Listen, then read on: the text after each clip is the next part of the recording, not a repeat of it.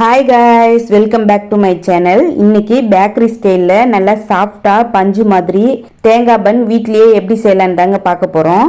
அவன் இருந்தால் அவன்லையுமே ரெடி பண்ணிடலாம். அப்படியே அவன் இல்லைன்னா குக்கர் இல்லைன்னா பிரியாணி செய்கிற பாத்திரத்தில் கூட செய்யலாங்க. வாங்க கேஸ் ஸ்டவ்வில் கூட எப்படி செய்யலான்றத பார்க்கலாம். ஃபஸ்ட்டு பன்னு ரெடி பண்ண டவ் ரெடி பண்ணணுங்க. அதுக்கு பாலில் ஈஸ்ட்டு சுகர் சேர்த்து ஒரு 10 மினிட்ஸ்க்கு ஆக்டிவேட் ஆக விட்டுறலாம்.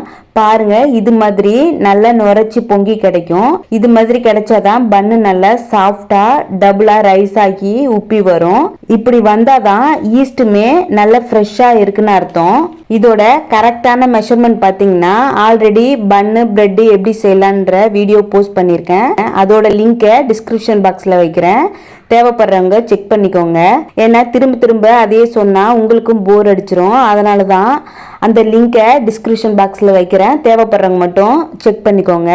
அதில் உள்ள சேம் மெஷர்மெண்ட் தாங்க இதுக்குமே ரெடி பண்ணியிருக்கேன். இப்போது தேங்காய் பண்ணுக்கு நல்ல ஒரு மூடி தேங்காய் எடுத்து துருவி எடுத்து வச்சுக்கலாம். ஸ்டவ்வில் ஒரு பேன் வச்சு லைட்டாக நெய் ஊற்றி துருவின தேங்காய் சேர்த்து ஒரு 2 மினிட்ஸ்க்கு நல்லா வதக்கி எடுத்துக்கலாம். இது வதங்கினதும் ஸ்டவ் ஆஃப் பண்ணிட்டு ஒரு 4 டேபிள் ஸ்பூன் டூட்டி ஃப்ரூட்டி எடுத்துக்கலாம். ஒரு 2 டேபிள் ஸ்பூன் நெய், 2 டேபிள் ஸ்பூன் சுகர் சேர்த்து எல்லாத்தையும் நல்லா கலந்து இதுலேயே ஃப்ளேவருக்காக ஒரு ஏலக்காய் சூடு பண்ணி கையால் மசிச்சு சேர்த்து நல்லா கலந்துக்கலாம். தேங்காய் வதக்கிறதுக்கு மட்டும் ஒரு 2 மினிட்ஸ்க்கு ஸ்டவ் ஆன் பண்ணி வச்சு வதக்கிக்கிட்டேன். மீதி எல்லா திங்ஸுமே ஆட் பண்ணும்போது ஸ்டவ் ஆஃப் பண்ணி வச்சுட்டு தான் ஆட் பண்ணி கலந்துக்கிட்டேன். சுகர் இது கூட கலந்து ரொம்ப நேரம் இருக்கக்கூடாதுங்க.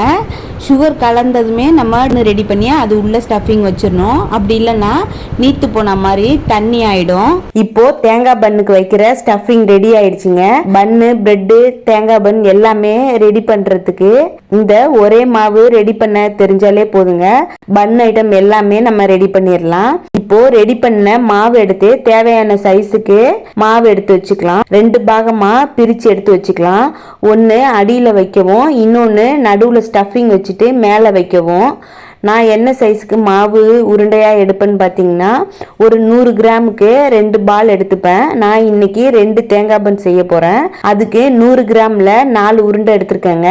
தேங்காய் பண்ணுக்கு ஒரு உருண்டை மாவு எடுத்து இது மாதிரி தட்டி எடுத்துக்கலாம். கையால் இது மாதிரி தட்டியும் எடுத்துக்கலாம். அப்படி இல்லைன்னா சப்பாத்தி கட்டையில் கூட திக்காக திரட்டி பேக் பண்ணுற டின்னில் வச்சு ஆல்ரெடி ரெடி பண்ணி வச்சிருந்த தேங்காய் ஸ்டஃபிங்கை தேவையான அளவு இதில் சென்டராக இருக்கிற மாதிரி ஃபில் பண்ணிக்கலாம். ஓரங்களில் படாத மாதிரி சென்டராக எவ்வளோ முடியுமோ அவ்வளோ வச்சுக்கலாங்க. நமக்கு எவ்வளோ தேவையோ அவ்வளோ வச்சுக்கலாம். இந்த ஸ்டஃபிங்கில் டூட்டி ஃப்ரூட்டி மட்டும் இல்லாமல் செரிஸு, நட்ஸு, பாதாம், பிஸ்தா ட்ரை ரோஸ்ட் பண்ணி லைட்டாக க்ரஷ் பண்ணியும் ஆட் பண்ணிக்கலாம். ரொம்பவே ரிச் டேஸ்ட்டை கொடுக்குங்க. என் ஹஸ்பண்டுக்கு நட்ஸ் பிடிக்காது, அதனால தான் நான் நட்ஸ் இதில் எதுவுமே ஆட் பண்ணல. உங்களுக்கு வேணும்னா பண்ணிக்கோங்க. இன்னொரு உருண்டையை எடுத்து நான் பண்ணுற மாதிரியே திரட்டி ஸ்டஃபிங் மேலே வச்சு ஓரங்கள் எல்லாத்தையும் நல்லா ஒட்டுற மாதிரி ப்ரெஸ் பண்ணிக்கலாம். இந்த 2 மாவுமே நல்லா ஒட்டி இருக்கணுங்க. அப்போ தான் பேக் பண்ணும்போது ஓரங்களில் பிரிஞ்சு வராது. இது மாதிரி நல்லா ப்ரெஸ் பண்ணிவிட்டு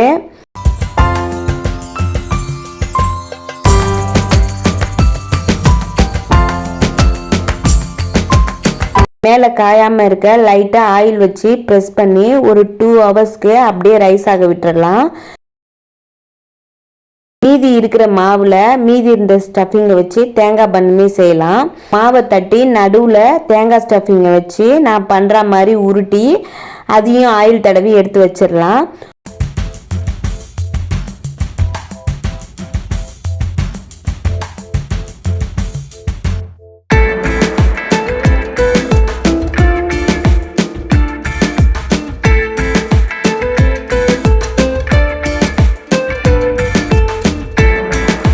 ஹவர்ஸ்க்கு அப்புறம் இது மாதிரி நல்லா டபுள் சைஸ்க்கு ரைஸ் ஆகியிருக்கும். இது மேலே காய்ச்சி ஆற வச்சிருந்த பால் எடுத்து ஸ்மூத்தாக லைட்டாக ஓவர் ப்ரெஸ் கொடுக்காம அப்ளை பண்ணி எடுத்துக்கலாம். இது எதுக்குன்னு பார்த்தீங்கன்னா கடையிலலாம் மேலே டார்க் ப்ரௌன் கலரில் இருக்குங்க. அதுக்காக தான் இது மேலே பால் அப்ளை பண்ணிக்கிறோம். இதுக்கு பதிலாக முட்டையை கூட உடச்சி ஊற்றி இது மாதிரி தடவிக்கலாம். நான் எப்போ ரெடி பண்ணாலுமே பால் தாங்க சேர்த்துப்பேன். எக் ஆட் பண்ணும்போது பார்த்தீங்கன்னா எக் ஸ்மெல் வரா மாதிரியே இருக்கும். அவன் இருந்தால் 180 டிகிரி செல்சியஸ்க்கு 10 மினிட்ஸ் ப்ரீ ஹீட் பண்ண அவனில் 170 டிகிரி செல்சியஸில் 35 மினிட்ஸ்க்கு பேக் பண்ணி எடுத்துக்கலாங்க.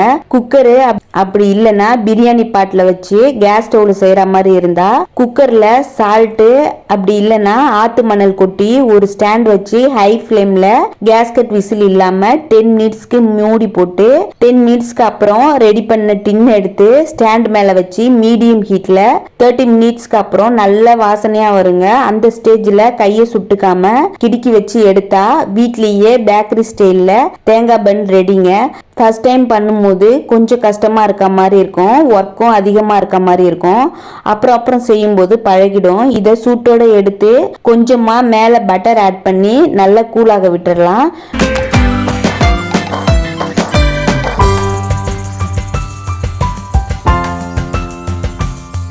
நல்லா கூலானதும் கட் பண்ணா சூப்பர் சாஃப்டான பஞ்சு மாதிரி தேங்காய் பன் ரெடிங்க.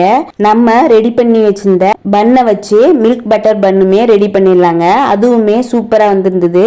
ஒரு பன் எடுத்து 2 ஸ்லைஸ் பண்ணி நடுவில் பட்டர் ஆட் பண்ணி காய்ச்சிய பாலில் 2 டேபிள் ஸ்பூன் சுகர் சேர்த்து கலந்து இந்த பட்டர் அப்ளை பண்ண பன்னை பாலில் டிப் பண்ணி தவாவில் வச்சு 2 சைடுமே பட்டர் அப்ளை பண்ணி திருப்பி போட்டு எடுத்தா மில்க் பட்டர் பன்னுமே ரெடிங்க. நீங்களும் இதை ட்ரை பண்ணி பாருங்க. அப்படியே நம்ம சேனலுக்கு ஒரு லைக் அண்ட் சப்ஸ்கிரைப் பண்ணி சப்போர்ட் பண்ணுங்க. இதுல எதுவும் டவுட் இருந்தாலோ இல்லாட்டி என்கிட்ட எதுவும் சஜஷன் சொல்லணும்னாலும் கமெண்ட் பாக்ஸ்ல கமெண்ட் பண்ணுங்க. வேற ஒரு இன்ட்ரெஸ்டிங்கான வீடியோல மீட் பண்ணலாம். பாய்.